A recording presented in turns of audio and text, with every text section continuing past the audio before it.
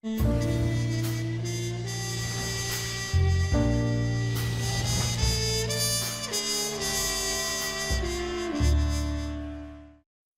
are in Noir Alley.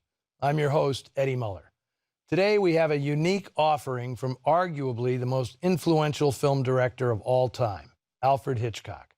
The man is so famous he's a genre unto himself. He's rarely regarded as a maker of film noir. He's the master of suspense. But The Wrong Man, released by Warner Brothers in late 1956, scrambles all classifications. It's a true crime story, a film noir, an example of the so-called semi-documentary, and it's unmistakably a Hitchcock film, even though it looks and feels like nothing else he ever made.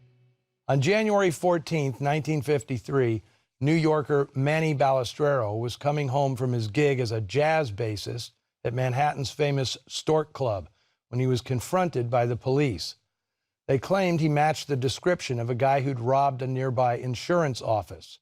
It was the beginning of Balistrero's descent into the bowels of the New York justice system. Although he had an alibi, everything conspired against him, and Manny found himself on trial for a crime he did not commit. Henry Fonda gives a quiet, compelling performance as Balistrero, a timid, simple man who doesn't have the tools or the fortitude to fight against his unjust fate. Vera Miles plays his wife, Rose. As the story unfolds, she becomes the saddest victim of this faulty prosecution. The Wrong Man is the only Hitchcock movie based on a true story. And unlike most of his films, he went all out in his zeal for authenticity. This was not the artificial soundstage version of the New York we got in 1954's Rear Window. This was made in the New York locations where the actual incidents took place, right down to the jail cell where the real Manny was locked up and the sanitarium where his wife was committed.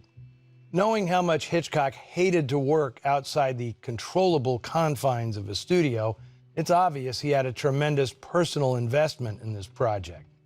Hitchcock always told interviewers that one of the seminal events of his young life was his father having the local constable lock little Alfred in a jail cell, a prank to scare him onto the straight and narrow.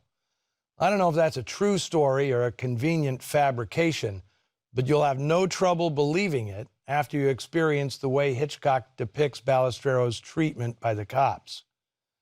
Despite Hitchcock's insistence that the movie was devoid of his usual stylistic flourishes and that his commitment to the facts was absolute, that doesn't mean the film isn't a work of compellingly contrived cinema. Robert Burks's camera work may emulate the cinema verite style of the era's documentarians, but there's plenty of noir theatricality as well. The score by Bernard Herrmann is more subdued than his later work with Hitchcock, but it's a major contributor to the film's somber mood and momentum. Herrmann smartly uses Manny's own instrument, the bass, to suggest his inexorable descent into darkness. Don't bother looking for Hitchcock's trademark cameo. He did shoot one, but then he removed it from the final cut. He found the playfulness of his visual signature inappropriate in this case.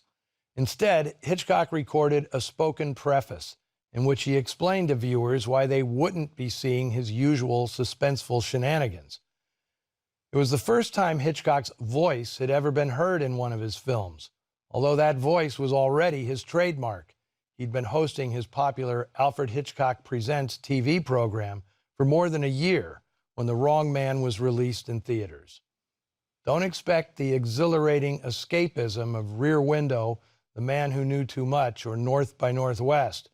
This movie is an existential howl, Hitchcock's terrifying declaration that all our lives dangle over the void, and that we're either plunged into the abyss or mercifully spared by the merest coincidences.